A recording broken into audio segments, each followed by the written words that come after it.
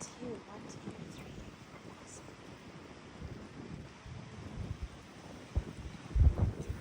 But well, for now it's yeah. You know, I have to go to a meeting at Yes. Indeed. at 1. Indeed. But you can go and have lunch with us. We have lunch at 12:30. Oh, nice. If you want to, or you can just walk around and you can wait for me until 2:30. 2:30. And we can move on, and I can take you into the museum if you want to. Yeah, Or I you just could just thought walk around. if you had anything special that I have to see, because I don't know much about the museum except that it's here. No, Yeah. I have a lot of things that I would like to show you, of course, and a lot of projects that we have done. All the ships here are, for example, until the Norland boat, the Norwegian traditional boat with all the stripes and the house. Yes, I see that. It's from 1892 actually, and it's from northern part of Norway, Lofoten, up there. Built traditionally, but built with one mast, square rig, and so on. Oh my So gosh. that's actually a boat one of the first boat back in 1978. We got that boat, and we started looking at this tradition because there was still into the 1930s the Norwegian fishermen, they were still fishing from these kind of boats in northern part of Norway. So there were still actually people who could tell us how to sail with these square riggers. Oh my gosh. And when we found out, and when we restored that boat over there, we found holes in the hull, which was matching to this one, which is a reconstruction of one of the boats in there, which got the same holes for the tack in the front of the ship, exactly placed, and the sheet and so on. So we could actually find out, okay, this boat must have tacked against the wind, and we could say how broad would it be, because suddenly we could understand the marks and the holes in the hull. Oh my goodness. So that Norwegian boat is actually one of the keys, one of many keys that we have used when we have reconstructed all these boats. The one after Giving that, you all the information, or a whole bunch of information. a bunch of information, especially talking about the rigging and the sail, because there is no sail lift, there is no mast, there is no loose parts, because all these 5 ships, which is inside the museum, they have been they have been filled up with stones and used as a blockage on the fjord, which this fjord is a long fjord. I see. About 30 miles or something, nautical miles. Oh. So all loose part has been taken away from the boats when they were used for this blockage. So we don't know anything actually from the ships about. We know where the mast is because we have the mast depth for all the boats. So we know the mast was placed exactly here, and then we have got, when we were lucky, there is parts of the last plank with the holes in, so we know a bit of how the mast was attached. Right. Right. How the standing rigging was, where exactly it was. But you know, it is then if you go down to us, then the next one is the first boat we built as Sea Scouts. We were not attached to the museum actually. Oh. We were a bunch, still we are 4 I think at the museum back in 1980. There you go. There you go. And we built that one as Sea Scouts, not as boat builders at all. But then the museum asked us, because we were not boat builders, they didn't want any boat builders at the time, because they didn't want anyone who had an idea of how this should look, because they were afraid of that you put your own tradition and your own thoughts and your own way of building. If you saw something on the original boats and you say, oh, this is too weak, we'll have to strengthen it. Oh. So we were actually on the first one, which is gone now, the first ship we built in 82, 84, of this one. This one. The same original ship. We were not boat builders at all. They were not allowed. And we were volunteers and stuff like that. But afterwards, we few of us became boat builders. And then now today, of course, I would say, because we are only boat builders. I mean, I mean, after a while. but and after all, I mean, if you want to look at the boats, if you want to look at a boat and try to understand it, you have to know something about it Absolutely. instead of not knowing anything about it. It's a catch-22. It is. It's a stuck place to be in where you could. Yeah, but it is. It's an interesting philosophy, but having no experience. Yeah, it is. But it is. I think it comes from archaeology, where you say everything is very. What do you say? If it's not there, we don't know how it looked. Sure. And That's archaeology, and when you make experimental archaeology, you hope to have everything, so you can make copy of every little part and put it together and say, okay, now we have taken all the parts of this original ship, and here we can say this is the boat. But that's not the story about these boats, as you will see when you come in there. They are not. A lot of parts are still missing. Right. Right. So you have to reconstruct. You have to think. You have to think about what do you know about boat building, and what do you know about other ships from the same period. And so. And not just that, but what's possible based on only the tools that were available. Yeah. Also, Because that's and materials so different if you use green wood versus dried and all this. So you have to know about all of the cultures surrounding this. Yeah, exactly. And that's what's so important about if you see a piece, barely any ropes left over, but 3-strand rope and rope walks and not having machinery to make all of that. Yeah. There's so much culture around it, and whether it's metalworking or once you start looking at all the crafts. Oh my goodness. Hello. Oh. Yeah, that's it. And so we started. Well, you can say after we built the first one, then most of the people they went away because it was the museum. The museum they thought, and a lot of people thought, now you've built your Viking ship and you can stop because now you know everything. There we are. And now we know everything. well, maybe they wouldn't say it like that.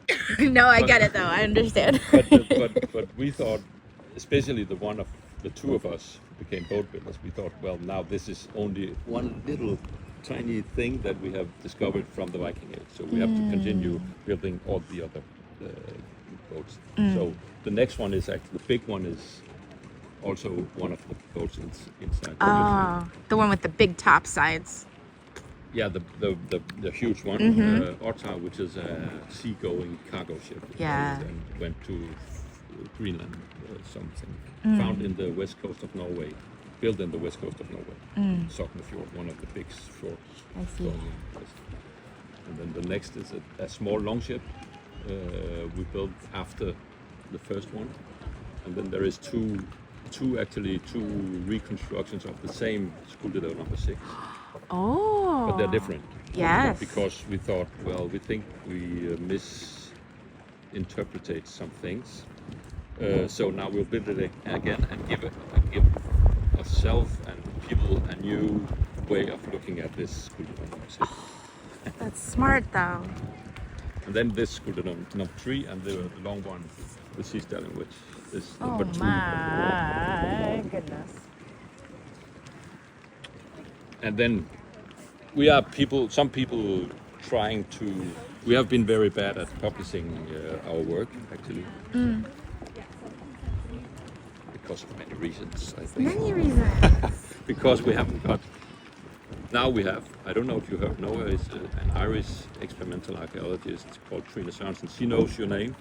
She'll be there at lunch. Oh, great. But she has been here for a couple of years now. 5, 6, maybe 4.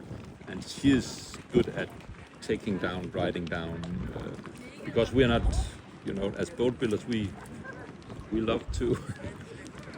We have problem solving. I think that's our brain is okay. Next time we have to go into the forest. We have to get a tree for this and that. now we've got the trees. Okay, we can forget that and go to the new problem. And that's not how you work when you're a museum. No, but also documentation is another set of skills that you'd be a very special person if you could do all of that very well. Yeah. You know, Yeah. So I always tell people not to feel terribly bad that they all don't have somehow a YouTube channel. You're busy building boats. Yeah, exactly. Exactly. You're actually doing the work. But talking about Mikkel, he's good at both. Yeah. Well, he finds it hard to, like all we all do, to do both at the same time. Yeah. I very rarely document my own boat stuff. Yeah, no. And when I do, Yeah. But you're a journalist or boat builder? Or? I am. I'm a journalist. I'm working mostly in video lately, and but I used to be an editor at Wooden Boat magazine, and I have a few boats, and I've cruised aboard wooden boats. Right. So I've done a bunch of sailing and living aboard. Okay. And I've been a technical writer for many years, so I took the technical writing. Okay. And then when I started sailing at about 32, so it's been a minute. I always say I remember what it's like to feel new, but I don't think I'm new anymore. No. A little older now. Yeah. But that basically I took my work that I had always done, and now I've transferred it over to boats. So getting into detail and helping people who don't know about it, inviting them in for a look at what's done, is kind of my specialty. Right, but that's very much what we're trying, of course. As you can see, we're a museum. And we have a lot of guests, and most of them are actually from outside of Denmark. 75% is from all over the world. Yeah. And every day we try to talk about the boat building and the sailing and the Viking Age, of course. We go out sailing with them. That ferry's boat over there. Oh, yay! Right? We sailed with last year about 18,000 people actually of our guests in and out. 18,000. Not only this boat. But among all the ones that you can take out. Yeah. That's great. Because we think that when people have been out rowing and sailing and come in, even though it's only an hour or so, they start looking differently when they go to the museum, looking for where to sit, where is the oars, the connection is stronger. Yeah. And they start asking good questions when they meet the boat builders building boats over at the boatyard. Oh, So that's it's, great. I think that the human element is sometimes missing in some museums. These end up being artifacts that we're not allowed to touch. But I see boats as an extension of people's bodies, that we're not sea creatures. So these are the medium that we use to be able to be on the water. And so to me, when I take someone out sailing or when there are rowing programs, there's opportunity for people to get on the water. This makes a lot more sense why you would bother yourself to recreate a complicated thing for which you have to make most of the tools. Yeah. And so on and so on. Yes. All the problems you meet when you start building a boat. Absolutely. Yeah. Absolutely. And that's true. Yeah. But understanding that by using it, I think that's neat that you mentioned that they go in and they start going, oh, there. Yeah, exactly. And the But human they do. scale of it, it turns into from an object to something that has to do with people, which is how I think people get most connected to boats. If we treat them like just artifacts, I think they lose all of the. Yeah. We've got into talking about the building and the sailing, not the boats, not the artifacts. We've got all the Nordic clinker built traditions all over all the Nordic countries. We went together and we had it into UNESCO's list of intangible heritage in 21 actually. And we're going to a conference tomorrow, the day after tomorrow in Finland. And I have a talk, and I'll talk a bit about the difference of of how you build these boats in the Nordic countries, because there is still people who build the boats. For example, the one over there, the ferries boat, Yes. is built it's built of one of our boat builders, and he's from the Faroe Island. Learned the traditional way of building it. So that means without drawings, without the molds, the traverse molds in it, and so on. And that's a technique which goes 1,000 years back. So we focus very much on the people, as you say. It's people using it. Why do they want a boat looking like this? What did they use it for? Absolutely. What did they mean? What did a boat like this mean to their life? Right. It speaks a lot about the rest of the story, which is that, you know, the purpose of a boat. And I love what we would call a vernacular boat, you know, built for a place, for a purpose. Right. For a certain size of people, for a certain distance they would like to go, and all of those things come together to make this very purpose-built thing. Yeah. And so all of the types that you see, it for me has always been very interesting. How do you solve the problem of a shoal place? You know, not thin water, as we would say sometimes, or how would you solve the problem of crossing blue water? Right. Yeah. But the problem is, of course, well, today we've got a grip on this boat builder who can build these boats, but he's one of two, I think, which is left on the Faroe Island who can actually build this boat. The Norland boat over there, we've got one boat builder as well who is learned into this very local-based tradition. But if you go to Norway, there is maybe 10 people left who can build boats like that. Then there is me who can build boats, which I would call more template drawing based boat building, where you have to have another boat that you reconstruct or replicate, or you have to know how to get the sources, how to measure up, how to look at drawings, and how to translate the drawings to a boat. But that's another technique. And I will struggle a bit of pointing out, because we are all feel threatened. What do you say? Threatened. In wooden boat building, of course, in all over the Nordic countries. So we all call ourselves traditional boat builders. And the problem with that is that the last 10 who can actually build boats the old way, nobody will see it, because we all say we are threatened, we are traditional boat builders, and then they will die out, and with the dying out, there is nothing left.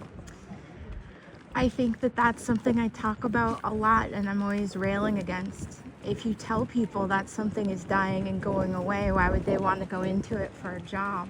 And so that story, even though it's maybe partially true, the rest of it has to be not what could be lost, but what would be interesting and fun and important about that work. Not that it's going to go, if you don't care, no one will. That's not, that ain't it. So my friends who work in this industry all over the world are, I think, if the story changes a little, if the apprenticeships become possible, if there's a future for it, it would. But the principle will become possible if the masters or the boat yards know the joke about building these boats, as you say. And me and another guy, we made an education. We call it coastal. What is the English translation? Coastal leadership and coastal culture. When you want to learn how to take other people out on the boats. Oh, sure. So we made that 5 years ago. And so we are sailing with the traditional Danish boat, the Danish one, and some boats we've got over there, to learn people that they can actually, it's easy to go out sailing with these boats. They are simple, and they talk very much to the fjord and to the coastal nature and the coastal culture. Right. And it's not about, of course it's about racing every time. You don't say. No. But it's about being on the water, taking this outdoor life, and these wooden boats. We try to make a thing which makes people order a wooden boat. Yes. I think that's what you're talking about. Yes. When you're talking about it should be fun, because if it's no fun, and you cannot persuade anyone to say this is very important for our communities. And try to convince them with that. Is it, and also for working class people, which I am, I very rarely get to go on a trip like this, and it's hard to have access. I didn't sail until later in life because it wasn't accessible to me. No. I had never been invited. I think that's the main thing. And so a lot of people will say, well, who will care about this? Yeah. And the thing I always say is, have you invited them? Yeah, exactly. Have you invited those kids into your shop? Right. You know, no one cares about what I care about. That's the sort of previous generation, my parents' generation, which is no one cares about this stuff as much as we do, which is such bullshit. It's such bullshit. And if you talk about these 10 boat builders I'm talking about, they would say like you, well, it's too late. I'm too old. It's rash. Nothing to do about it. But they cry in the inside. They cry. They hear constant sad violins. Yeah, exactly. You don't know what you will miss when I die. Oh. It's all going away, everybody. Exactly. It dies with me. I almost think they're wishing for it. That it goes away with them. Yeah, exactly. But not if I have anything to say about it. No. Nor you. No. But that's, I would say, that's the struggle I'm doing at the boat, at this museum. Yes. Mostly. Yeah. I was in charge of the boat building for many years. I've just left it for Martin. I will meet him. Took over 3 years ago, and now we are actually trying to write this book about the reconstructions the last 40 years. So that's a huge job. But we are 4 or 5. Oh, good. Yeah, very good. but. All right. But. Oh, there's more cool decks. See how cool they are? They've got those neat white parts. Yeah, it's not dogs actually. It's fish. I don't know the English word. It's chicken, kind of. We call it. Oh. Bliss. This is a blitz. Chickens. Blitz chickens. Blitz chickens. I like that very much. I don't know if well, it's what they are to me now. I like that name. That's fun.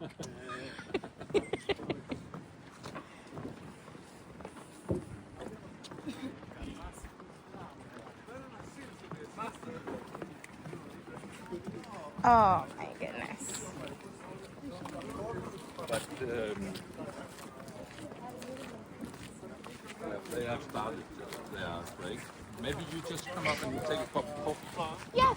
And then because if you go in and have some food, then the break will be over before you. I see. Yes. That sounds fine.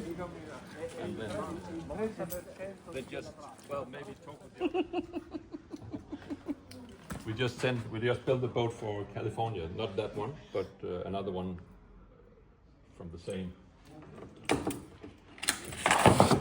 original, which is the original boat in Norway.